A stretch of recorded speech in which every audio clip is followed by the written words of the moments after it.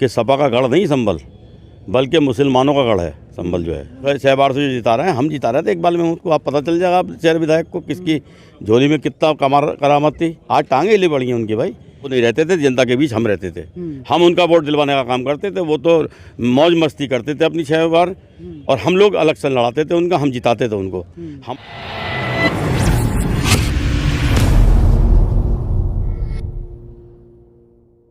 संभल विधानसभा seat से Bahujan Samaj party के प्रत्याशी शकील अहमद कुरैशी नामांकन कराने के लिए बहजोई स्थित कलेक्ट्रेट पर पहुंचे, जहां शकील कुरैशी ने संभल विधानसभा से बसपा प्रत्याशी के रूप में नामांकन दाखिल किया।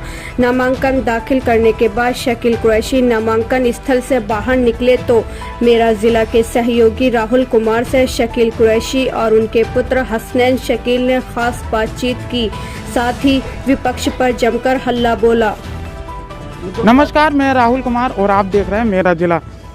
इस समय हम मौजूद हैं बहजोई में जो बीएसपी प्रत्याशी हैं वो अपना नामांकन करा कर आए और उनसे बात करेंगे आखिर वो संभल के मुद्दों पे और समाजवादी के गढ़ में किस तरह से बीएसपी का परचम लहराते हैं। सबसे पहले तो आपको मेरा जिला पर बधाई। मैं आपका स्वागत करता हूं आपके चैनल का, और चैनल के माध्यम से मैं आवाम को बताना चाहता हूं कि सपा का गढ़ नहीं संभल, बल्कि मुसलमानों का गढ़ है संभल जो है। सपा का गढ़ नहीं है। सपा का ना तो समाजवादी पार्टी का वोट है ही नहीं वहाँ पे। बेस वोट कहाँ है? हमारी लोगों के वोट हैं, हम आपको बता देंगे। पहले सपा का गढ़ बताया जाता था। मुलायम सिंह जीते, ठीक है जीते, बड़े लीडर थे वो। अब ये जो हम 6 बार से जो जिता रहे हैं, हम जिता रहे थे इकबाल महमूद को। आप पता चल जाएगा आप शहर विधायक को किसकी झोली में कितना करामत थी। आज टांगे हिले पड़ी हैं उनकी भाई। टिकट नहीं ले पा रहे थे वो, टिकट नहीं दे रहे थे अखिलेश यादव। बड़ी मेहनत से टिकट लाए हाथ पैर जोड़कर। ये कह रहे थे कि जाओ तुम जो तुम्हारा रीढ़ की हड्डी थी वो तो चली गई बसपा में, अब तुम कैसे जीतोगे इलेक्शन संभल में। सवाल जवाब हुए, जवाब देना भारी पड़ गया ये इकबाल महमूद को। और इतने साल से विधायक रहे हैं और लगातार जनता के बीच में रहे हैं, आप भी उनके साथ में रहे, आखिर क्यों आप उनसे हटे हो और संभल में आखिर किस नाम पर आपके वोट मांगे? ये सुनिए मेरी बात, जनता के बीच वो नहीं रहते थे, जनता के बीच हम रहते थे। हम उनका वोट दिलवाने का काम करते थे। वो तो मौज मस्ती करते थे अपनी 6 बार, और हम लोग इलेक्शन लड़ाते थे उनका, हम जिताते थे उनको। हमारा जो बेस वोट 30 से 40 हज़ार वोट वो हमारे साथ है, उनके साथ नहीं है वो वोट। आप देखना लहर चलेगी हाथी की इंशाल्लाह, और बहन जी की सरकार बनने जा रही है, आप घबरा में नहीं इंशाल्लाह। और दूसरी चीज़ ये है, अगर वो इतना ही बढ़ जाता उनका मामला पार्टी के अंदर, और इतना भारी भरकम माना जाता पार्टी के अंदर, तो वो घुटने टेक के गुनाह हाथ जोड़ के टिकट अपना है। महीनों हो गए आप टिकट डिक्लेयर हुआ कि वो कह रहे थे अखिलेश यादव कि तुम्हारे बस की नहीं जितना संभल में मेंबर सर्किल के सामने जो तुम्हारा असल आदमी था वो तो तुम्हारे चला गया बसपा में, इलेक्शन लड़ रहा है, इसीलिए उनका टिकट देर से डिक्लेयर हुआ। अच्छा, ये बताइए कि उनका लगातार आरोप है कि आपने संभल में कोई विकास नहीं किया, और किस मुद्दों के साथ आप संभल में जाएंगे? आपने देखा विकास नहीं किया हमने? आप देखिए लाइटों पर कौन सा खंबा ऐसा संभल के लाइट नहीं लगाई हमने एलईडी। पानी की निकासी की 80% शहर के अंदर, पानी पीने वाला 90% पहुँचाने का काम किया कर जो 300 फीट का पानी पहुँचाया हमने। लोग नलों का पानी पीते थे, बीमार होते थे, आज बीमारी खत्म हो गई है संभल के अंदर। आप देखिए क्या है। दूसरी चीज़ ये है कि उन्होंने बर्बाद किया संभल को। मेडिकल कॉलेज नहीं दिया संभल को। शिक्षा मंत्री रहे तो क्या दिया संभल को, ये बताइए आप? कुछ भी नहीं दिया संभल को। शिक्षा मंत्री होते साथे एक लॉ कॉलेज न दे पाए, डिग्री कॉलेज न दे पाए, वो गर्ल्स कॉलेज न दे पाए, मेडिकल कॉलेज न दे पाए। क्या दिया है उन्होंने संभल को? कोई इंडस्ट्री दी है बताओ? दी है तो सिरेंज फैक्ट्री दी उन्होंने अपनी, जो खून खींचती है लोगों का। खून खींचने के लिए फैक्ट्री लगाई उन्होंने अपनी। ये तो काम है उनके। अगर वो इतने है ना, आपको पता चल जाएगा ना गढ़ किसका, गढ़ मुसलमानों का है और दलितों का गढ़ है संभल जो है। उन्होंने ये कहा है कि मैंने संभल में अस्पताल दिया है। संभल में अस्पताल उन्होंने नहीं दिया था राम गोपाल यादव ने 1.25 लाख वोट दिया था। हमने दिया था 1.25 लाख वोट राम गोपाल को, और उसको जो है उसको मेंटेन करने का काम किसका था? विधायक संभल का था। उसको बर्बाद करने का काम किया उसमें कोई एसी नहीं है, आईसीयू नहीं है उसके अंदर, और अल्ट्रासाउंड नहीं है, एक्सरा मशीन नहीं है, रेफर अस्पताल बन चुका वो, ना डॉक्टर है उसके अंदर कोई, और कुत्ते बॉडियाँ खींचते फिरते हैं वहाँ पे। ये तो यहाँ तक तो नौबत है उसकी, मतलब अस्पताल की। आपने देखा होगा, आपने छापा था ना ये तो भाई। क्या सुविधा है बताओ? संभल की जनता का लगातार एक मुद्दा रहा है संभल रोडवेज का। हमने भी स्थिति देखी है, वहाँ पर पानी भर जाता है और रात की समस्या, अगर किसी मरीज को जाना पड़ जाए तो दिल्ली के लिए कोई गाड़ी नहीं है, उसके लिए आप क्या? देखिए रोडवेज नहीं बल्कि बस डिपो बनवाने का काम करेगा विमर सर्किल, बहन जी की सरकार आएगी तो। बस डिपो बनाऊंगा इंशाल्लाह।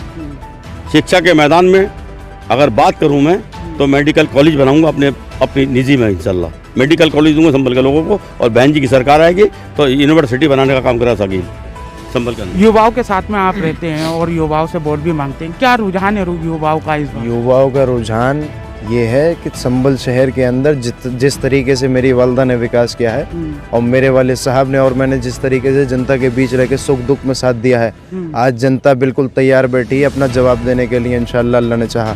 जो नौजवान आज बेरोजगार है और जो नौजवान पढ़ना चाहता है और जो लोग अपना इलाज कराना चाहते हैं, खून के आंसू रोते रह जाते हैं, सिर्फ उनको पता लगता है तो सिर्फ ये पता लगता है कि उनका रहबर दिल्ली में बैठा या लखनऊ में बैठा। इंशाअल्लाह अल्लाह ने चाहा वो दिन दूर नहीं, इंशाअल्लाह 14 तारीख को जनता जवाब दे देगी संभल शहर की किस इंसान ने विकास किया है और किस इंसान ने खिदमत की है। हम करने वालों में से हैं, ये आप भी जानते हैं। आप सर्वे कर देख लीजिए शहर संभल के अंदर जितना नौजवान मुझे चाहता है, मैंने अपनी ज़िंदगी में मेरे वालिद साहब ने हमने दिल से ताल्लुकात बनाए हैं, दिल से ईमानदारी से काम करने का काम किया है। लोगों का दुख अपना दुख समझते हैं और इंशाअल्लाह अल्लाह ने चाहा जब तक ज़िंदगी है इंशाअल्लाह अल्लाह ने चाहा हमेशा ऐसे ही करते रहेंगे। अपनी वालदा का सपना पूरा करना चाहता हूँ और मेरे वालिद साहब पूरा करना चाहते हैं। 150 बेड का अस्पताल ऐसा बनेगा उस मेडिकल कॉलेज के अंदर, जो लोग अपने गरीब आवाम परेशान रहती है, जो लोग अफोर्ड नहीं कर पाते इलाज को, उन लोगों की पूरी वेरिफिकेशन कराकर मैं और मेरे वालिद साहब उन लोगों को फ्री इलाज कराने का काम करेंगे। 1 मिनट रोकना चाह रहा हूँ। 30 साल से वो मतलब इतने साल से विधायक रहे हैं और आपने एक अस्पताल के लिए जमीन भी खरीदी है, हमने सुना है। हाँ, उस पर कितनी सच्चाई है ये बताइए। देखिए ऐसा है, आप सर्वे कर देखिए, लोग अपनी पोजीशंस पे रहे, एजुकेशन मिनिस्ट्रीज रहीं, पर लेकिन क्या आप ये बताइए उन्होंने अपनी जो रिस्पॉन्सिबिलिटी रही, क्या एक भी काम देने का काम किया संभल शहर को? अपने कलम से कुछ देने का काम किया? मेरी वालदा ने 4 साल के अंदर जो शहर के बड़े बड़े मुद्दे थे उन मुद्दों पे काम करने का काम किया है, बिना भेदभाव के राजनीति करने का काम किया है। खिदमत करना चाहते हैं और खिदमत खल की इस बार जीत होने जा रही है इंशाअल्लाह अल्लाह ने चाहा। आप सर्वे कीजिए जी कितना विकास मेरी वालदा ने किया है।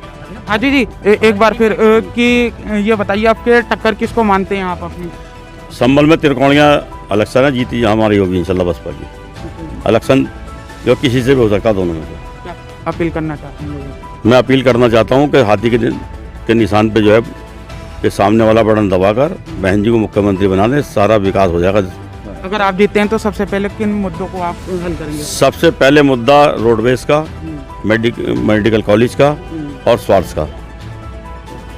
तो देखा कि यहाँ बीएसपी प्रत्याशी हाजी शकील अहमद ने यहाँ पर कहा है कि अगर वो विधायक बनते हैं तो सबसे पहले जो संभल की कई टाइम से मांग है कि संभल का रोडवेज का जो मांग है वो उसको पूरा किया जाएगा। संभल से मेरा जिला के लिए राहुल कुमार।